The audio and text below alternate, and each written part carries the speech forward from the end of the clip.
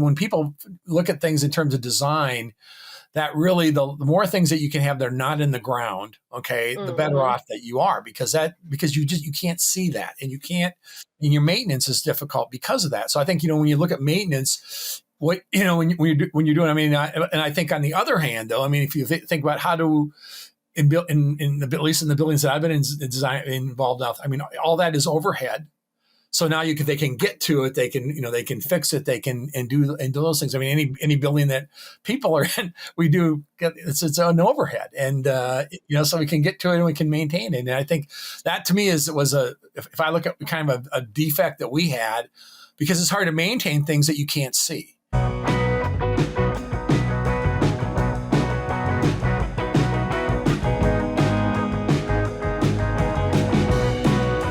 All right, everybody, welcome to this episode of the Dairy Podcast Show. I'm your host for today, Gail Carpenter. I'm the State Dairy Extension Specialist at Iowa State University.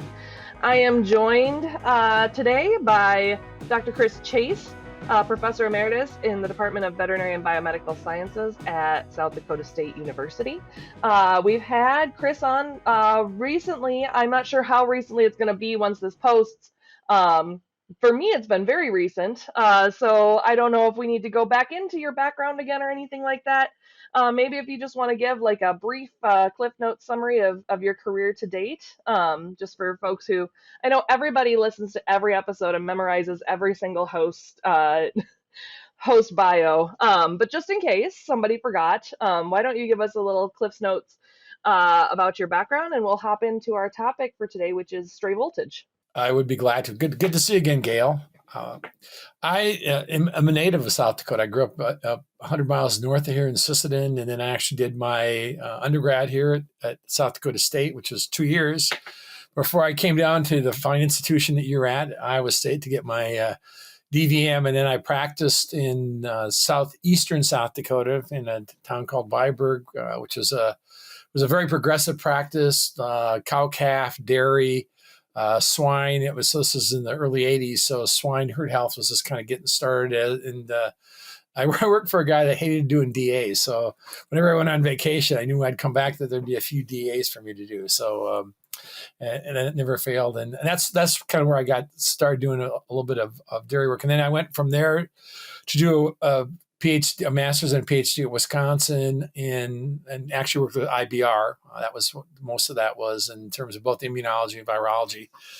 And then I took a 2-year foray with USDA and the University of Wyoming in Laramie, where I switched over to, which was very interesting, arboviruses, so into insect-borne viruses. And then I came back here in '92 and have been here ever since. And then in '94, we started with a couple of faculty members here, a company called RTI, and so it's a contract research company. So our big claim to fame is testing biologicals. So we have tested for almost everybody that's in the business or about to get into the business. So and we recently have started to sell it off in chunks to a South African company, and that's been kind of cool because now I'm involved in things about diseases of Africa, which I have not had to do too much with before. So I guess that's kind of one of the things I'm going to start doing now, a little bit more in retirement.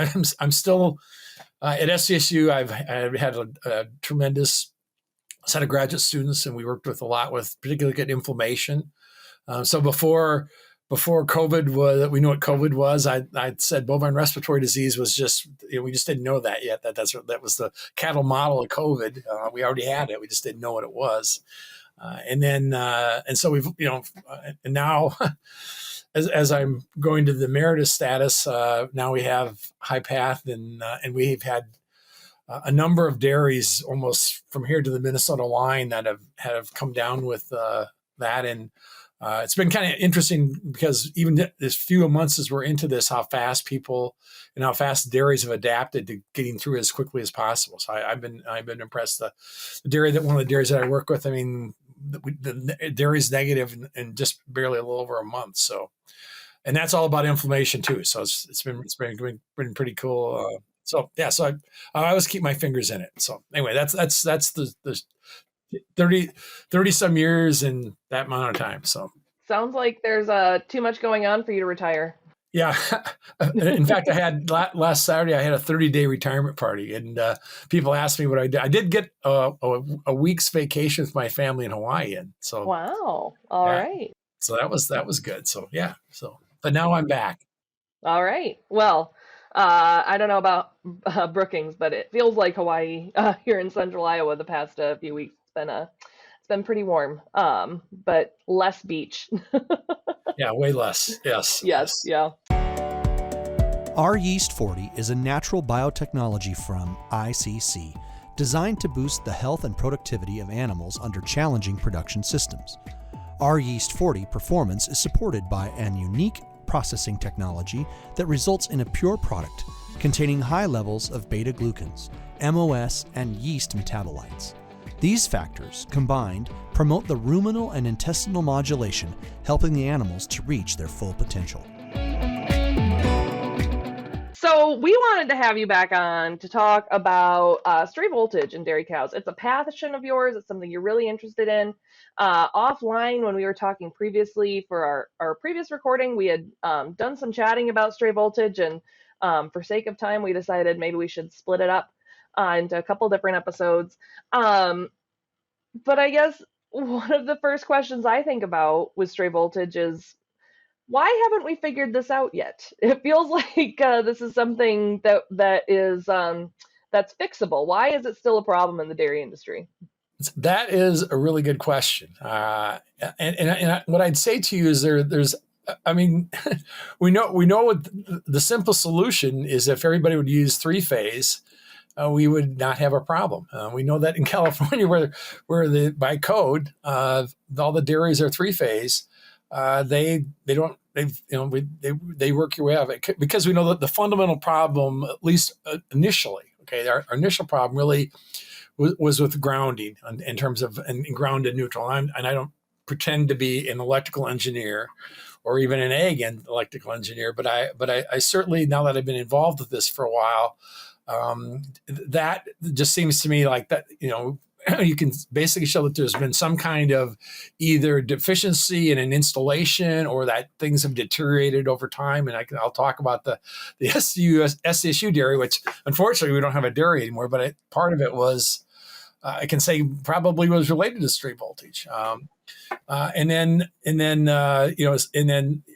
look at that and you look at the fact that, well, again, the state in California, they don't have a stray voltage problem. I mean, everything is three-phase, and and so that's been. But then another thing has sort of popped up now, and so really it's a matter of when we're using transformers and big motors and all those things that, and then the classic sort of signs were always related to lapping at water or doing some behavioral things where the animals were having some kind of perceivable, and that, I think that's where we've been kind of messed up. Once you get in this game a little bit, you'll hear about something called the Red Book. Okay, and the Red Book was a bunch of people got together. I think it was like in the late 80s. And basically it was just people getting together to talk about stray voltage. And then from that, so it wasn't peer reviewed. It was and I've been involved with several of these things with USD in the past, where people get together and have a conversation. You talk about kind of what the current issues are. Current issues. Yes.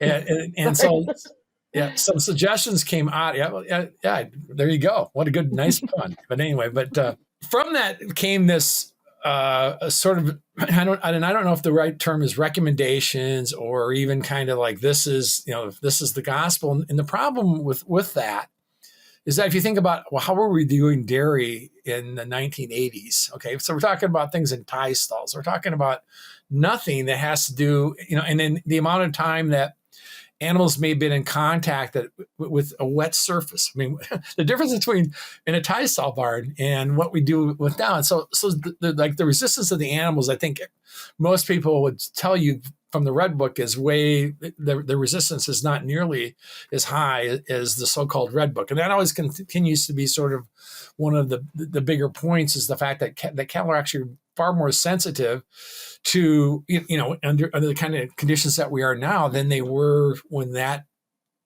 when the Red Book was put out. So that's always been kind of one of the major things. And I think the other thing that about stray voltage, which is always, I mean, and this is always my issue with stray voltage, is that you got to eliminate everything else under the sun before you get to stray voltage. Because most of the time, to be quite honest with you, you don't see a lot of the actual, behavior issues in terms of that the animals have perceivable current, and it's certainly that still occurs, but I think one of the things that, since I've been involved with it, is that there was work that was done that was paid for by the Minnesota Utilities Commission to do work in Wisconsin, interestingly enough, in the late 90s. And that ended up with generating some interesting research, which really has never, hasn't seen a lot of the light of day. So you started talking a little bit about current. To me, an issue,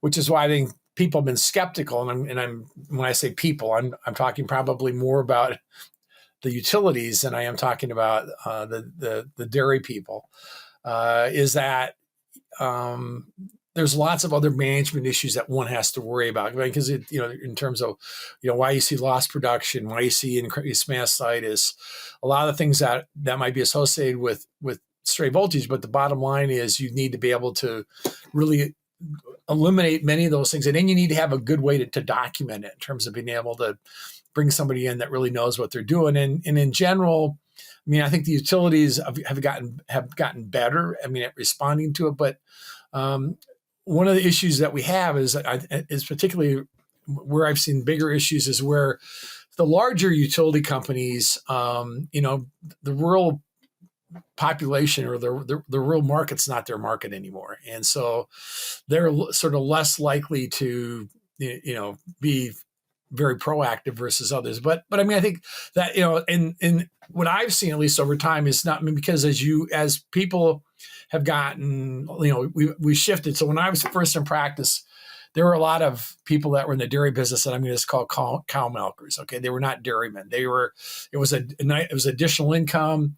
It was part of a diversified farming operation. They started to see some issues. You could probably point your fingers at lots of other things, but nowadays I would contend that most of the time, people that are in the dairy business are in the dairy business and they know their business. And when we see, oftentimes, there's something that occurs. In other words, there was new construction, there was something that occurs, and all of a sudden you see a change, and then being able to eliminate things, and that's, to me, that's where stray voltage in the classic sense, again, is where we'd see something. And I'll give you the example with the SDSU dairy, because I can speak to that. So we had issues with the SDSU dairy that were related really to a couple things. So one is a barn built in 1996, and you could go out, and as and these issues occurred probably after 2010, that you just had deterioration in terms of the conduit and those kind of things. And then we also had an issue where some electric motors that were tied to bulk bends were wired backwards, and then we had, when you're on a feeding study and your feeding gates are hot, that's not a good thing either. And so, but that was all. And we could really go back and show that was really the result, really, of a lot of just sort of wear and tear and maintenance and a poor installation in terms of the motors. And then they went in and corrected those issues, put three-phase into the gestation barn, and things improved dramatically, both in terms of production. They had a major mastitis problem, and then unfortunately, and I've seen this happen, and I would say that part of so as SDSU actually closed its dairy in May, and this certainly wasn't the major issue, but it wasn't, because we had a big mastitis problem, and we had some other problems that affected productivity that were related to stray voltage. And I've seen that happen in 3 or 4 cases where the dairies have gone out of business And really you can say, well, there was this sort of a chronic bleed off that was occurring because of stray voltage. Because, you got, but now the other thing that's happened. So that's where we're talking about, again, where the voltage is not going to ground. Okay. So that's where there's some effect. And again, I think we think there's effect on the immune system and everything else with the amulet. We had not had a good issue for, but the interesting thing is, I think we can relate this to COVID a little bit, is that every little stressor that you put on an animal or on a person just adds to that. So now you got a transition dairy cow, and now you just give her a little extra when she doesn't necessarily need it, and it's additive. And I think that that. But the other thing that we've seen, which I had never even thought much about, but this is with robots. And that is that you really, I know it's this way at Iowa State and this way at SDSU, is that you go around anything where there's computers. I mean, they do everything to filter the power so that there's not like any dirty power. And I think that's been an issue that we've seen with some of the robotics, is that boards burning out, and then when the cows' length of milking, how long they get fed is dependent on all that, and you've got power issues. That's not a good issue. Okay. And so that's another place where we've seen electric. So whether you want to call that, I wouldn't necessarily quote unquote stray voltage, but it's again where electricity comes into the management scheme. And it's been interesting, because that was not something that was necessarily on the back of my mind, but that's come up in a couple things I've been involved with. I have a couple questions after that. So I'm trying to decide which direction to go with this. So I guess the first thing you mentioned, talking about your SDSU example.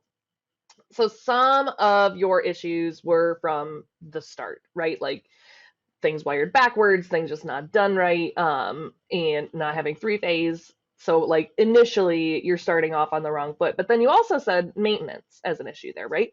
So how should we be thinking about, obviously prevention is going to be a strategy that we want to use here. How important is regular maintenance versus rewiring when it comes to preventing stray voltage? I mean, so I think part of when I first begin with is design issues, okay? Because when you, and you know this because you're at a university, oftentimes the people that design some of our facilities are not people that know what we do. I would never say that on the record. Yeah, okay.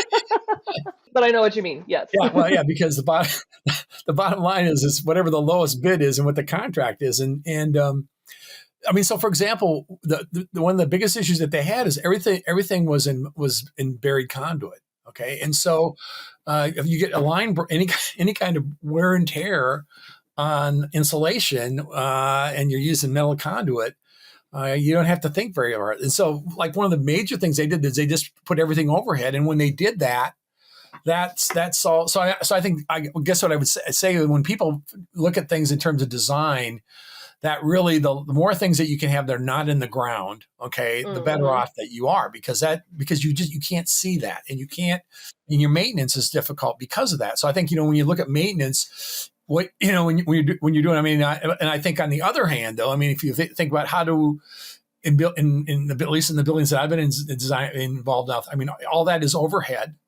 So now they can get to it. They can fix it. They can do those things. I mean, any building that people are in, we do get it's an overhead, and so we can get to it and we can maintain it. And I think that to me if I look at kind of a defect that we had, because it's hard to maintain things that you can't see, and that really was a big issue. And I think the other thing is I think having electricians that have got some sense of that, in terms of what have either dealt with some stray voltage or have had some other things where they've in terms of some issues.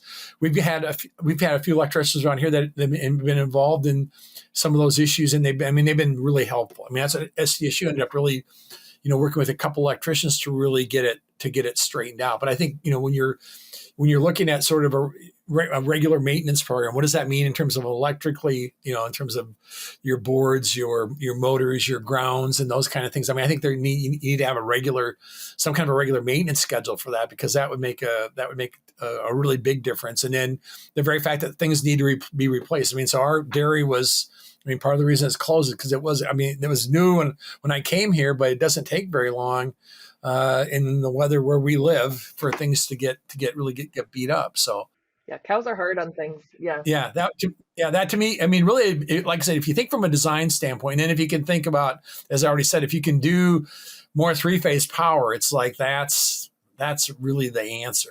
I mean, like I said, it's just that, it's amazed me. And I think, and the other, when you ask that question about, we've dealt with it for so long, and the other thing, we just haven't done that much more research in it. It's been hard. I think it's it's because it's a pretty small segment. I mean, it's obviously the dairy industry. It's a big deal. And it certainly affects other industries to some level, but not like it does the dairy. But I think if in dairy, you go to USDA and say, here's our priorities, stray voltage is never high enough up there to say, okay, why don't we, this is not bovine respiratory disease. It's not, we don't think it's as big a deal mass size. I think it's a bigger deal than we think it is, but how do you prove that until you do the research to say, okay, once we start to do these corrections, what difference did it make? So, yeah, I think that's kind of interesting. So you talk about, like, you mentioned you're not an electrical engineer. I also am not an electrical engineer. I don't know if we have any electrical engineers listening. Most dairy farmers aren't electrical engineers. And so you want to trust the person that you've hired to do this design for you, right? yeah, So what should folks be looking for when they're identifying the professionals that they're going to be trusting to do these designs right? Well, I think I would just ask them if they have any experience with stray voltage. I mean, if they've had to to deal with stray voltage, and because anybody that's sort of I think that's an expert in an area sooner has dealt with that. Because when you start, it's one of those things that when you talk to veterinarians about stray voltage, just off the cuff, they don't say much about it. But then when you have after the second beer, then people will, I was last summer, I was in Minneapolis with a couple of veterinarians from Canada, and Ontario's had, they have the same electrical setup and the grid and how things are put together as we do. And I started having this conversation with this guy, and somehow we got onto stray voltage, and it was like, he goes, I don't know, how do you know that much about it? I said, well, it's just because I've dealt with it. But I think once you start talking to people about it, it's certainly not every dairy. It's not, that, but somewhere in their experience, there's something that they've had that all of a sudden that rings a bell. So, but I back to your question. I mean, I think the first question is ask them what they've been involved with, because if they've been involved at all, they've certainly seen the things to avoid or understand the things that you need to monitor, and those kind of things are really important. Yeah. So I want to kind of you alluded to this earlier a few minutes ago, and I want to kind of look at it from a different angle. You talked about, okay, we need to exclude everything else, right? Like, make sure that what we're dealing with is an actual stray voltage issue, because I guess, for lack of a better term, clinical signs might not be there, right? But then on the other hand, I think sometimes stray voltage gets a little bit of a bad rap, because I think sometimes it's the solution that people pull out when they're out of solutions, right? Like, oh, it's probably stray voltage. So how do you really go through that decision-making process of deciding, yes, we have stray voltage as an issue, and it's not just because there's something else going on and we can't figure out what it is? I mean, that's the $1 million question. I mean, when I've been involved in most of these, basically anything where I've been involved, let's be fair, where I've probably been involved is where I've had to be an expert witness. Okay. And so, in most of those cases, I could say in all the cases I've ever been involved in, I mean, they have brought people in, to do measurements. In other words, okay, let's put some objective data here in terms of, what we're seeing, and then being able for them to be able to, put that in some context in terms of what we understand and from other herds that have had stray voltage problems. We see, this is the kind of things, these are the kind of drops we're seeing. These are the kind of things we're measuring, away from the building, or, or as they do those kind of things. And and again, and because typically, and this gets back to sort of your question about what do you do about maintenance. And in terms of, I said, okay, get a good electrician, but typically electricians know, if there are some electricians that's what they have done. They've developed a specialty then, and they've developed equipment then, or have the equipment. I didn't say developed it, but they have the equipment to measure the kind of things that you need to do. And then to me, it's always the herd veterinarian needs to be absolutely involved, because typically oftentimes I've seen more times than not is that, obviously they're looking at a number of their herds. Okay. I mean, they're veterinarians for a number of herds, and they'll come back and say, the things that we're seeing here just don't fit with what we've seen or what we've seen historically in this herd. I mean, that would be the other thing that we've seen. But I mean, again, as in veterinary school, how much time we spend about talking about stray voltage? Yeah. We've already spoke 20 minutes longer than they did in vet school. Okay. So, I mean, it's not something, and I think a lot of time, and it's just the way it is that people, because of what you just said a minute ago about, well, it's sort of the, it's the lowest, if you're on your differential list, it's the lowest thing there. Right. And after you've eliminated everything else, that's what's left over. But I do think you can show with objective data, with the right kind of measurements and things, and then being able to piece together a history in terms of, okay, did they make a transformer change? Did something, was there a major, especially when you see, because quite oftentimes you'll see some major change, and typically we're talking about milk yield, okay, that you'll see, but you can see everything from conception rate changes, increase in mass size. So at the SDSU dairy, the big thing we saw was we just had a huge problem with somatic cell count, and then on top of that, we had a staph problem. But now that we understand, in fact, that voltage probably has some effect. It does have some effect on the immune system. Then those animals aren't, they're dealing with enough for other things already. And now you give them mastitis, and you're asking them to clear mastitis, and they got one more thing. And I think that's I mean, we know that animals that are, the way that we do dairy these days, the intensification of dairy and increased density of animals and all those things just add that one more notch of stress. And so now if you on top of that, you're dealing with some type of stray voltage, that's just one more, it's one more notch in the belt, and not a good way. So, all right. Well, before we kind of wrap up, is there anything that we haven't talked about that anything we haven't mentioned that you'd like to dive into a little bit?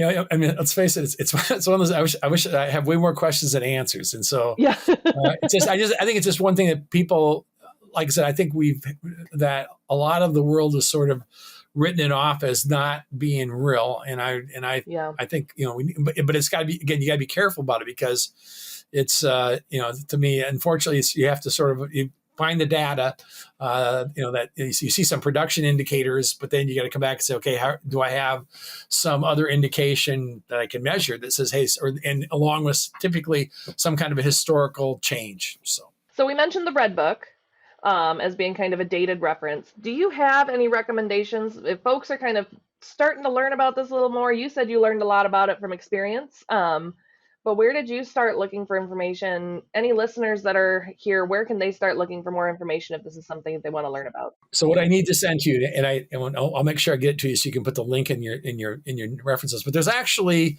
some people that I've worked with over in Minnesota who have done, they actually have a webpage to try to give people information on stray voltage, because it really affected their dairy. And so they have done a very as objectively as you can, put at least some places to help people get some resources and some information. So I will get that to you so that you can put that in the show notes. So awesome. That's in the, but I think that, I'll be honest with you, because I've reviewed it for them, and I think it would be, it would definitely be a place to start. It's time for our famous three. Natural Biologics is using cutting-edge science to deliver cost-effective solutions for the animal health and productivity challenges you face. For conventional or organic production systems, Natural Biologics can help support rumen health and immune function, mitigate pathogens, and increase production efficiency. Visit naturalbiologics.com to learn more. Well, with that, we have three questions that we ask every host, but you have recently answered those questions less than a month ago in our timeline. And we chatted beforehand about if your answers have changed, and you said no. So I was tasked with ad-libbing three questions for you. And my first question, usually we ask, what's your favorite dairy-related book or resource? My replacement question is going to be, do you have a favorite paper, like scientific paper, and what is it, and why is it your favorite? Well, I do. I do actually. And the paper that I would say is my favorite paper was actually a paper. This is a vaccine paper that was Paul Wall's group did this at Auburn, and what they did was they looked at using modified live and inactivated vaccines together, and showed what I had been saying for many years, and is that hey, again, this is we're not talking about vaccines in this one or the last one either, but it just was over a 3-year period of time, and it was so well done. And so that was actually in Vaccine, published back in 2017. That was a paper that I just, because it was a lot of data over a lot of time to tell a really good story. My second question, usually we ask you, what's your favorite non-dairy related book or resource? So related question to that, we were chatting offline beforehand, and you are active in Toastmasters. So give us a pitch about why other people should join Toastmasters. So I've been in Toastmasters almost as long as I've been at SCSU. I started in 1993. And what I would say, and we've had a variety of people from a variety of walks of life in this club. And the thing is, I think it gives you, and I was telling you when I was in charge of table topics, which is basically extemporaneous speaking. So you give somebody a subject and they've got 2 minutes.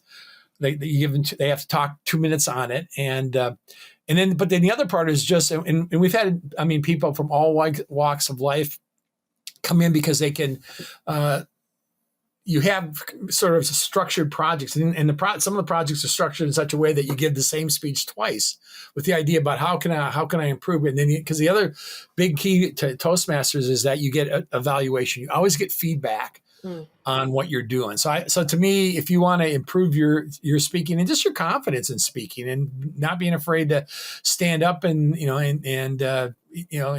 oftentimes when people come in, they've got to give a talk. Because the whole reason I started is I had to give the commencement speech at my old high school in 1993, and I wanted to practice in front of a crowd. I wasn't afraid of giving. I just wanted to be able to get some feedback. Mm-hmm. And so that's the other thing. You always get feedback, and to me, it's a very positive, friendly environment. So, most people, they'd say, what's your number one fear? For a lot of people, it's public speaking. So, oh, very good. All right. And one of the things I've noticed, not to tangent, but one of the things I've noticed in the past few months, couple years, is that our college students don't get as much practice in public speaking as I would like them to. And it is something that I did dairy judging. And I think like giving oral reasons was, to me, kind of what got me over that public speaking hump. But that is definitely something that is a struggle for a lot of people. And they don't always have a lot of opportunities to be able to actually practice it. So yeah, we've had actually a couple departments here that they've almost insisted their graduate students at least take, because typically in Toastmasters there's about like 8 or 10 projects that get you it's kind of called just the competent Toastmaster, and and just so you get your foot in the door. But it's like I said, the biggest thing about it is it's a friendly audience. Yeah. To give you evaluations so you can take them. Now I will tell you that I can remember I've had a couple of people that after I've given evaluations they never came back, but most cases they do. So you got to be able to take feedback. Yep. Well, yeah, you do. Yeah.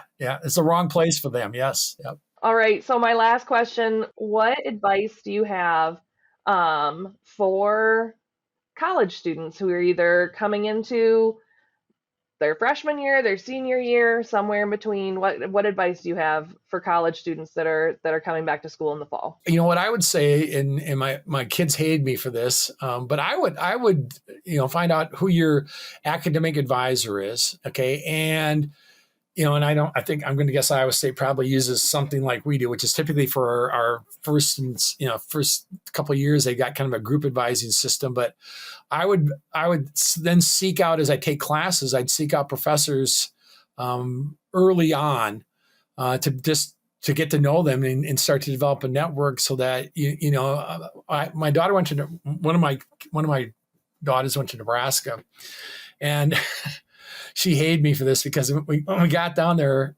for orientation, I said, let's go meet the dean. Okay. And so, Sure, she loved that. and from that, other than what she called me a few times, from that, she ended up getting like 3 or 4 internships that the dean helped her line up. And she was one of the 2 students that was chosen to meet Warren Buffett. And Wow.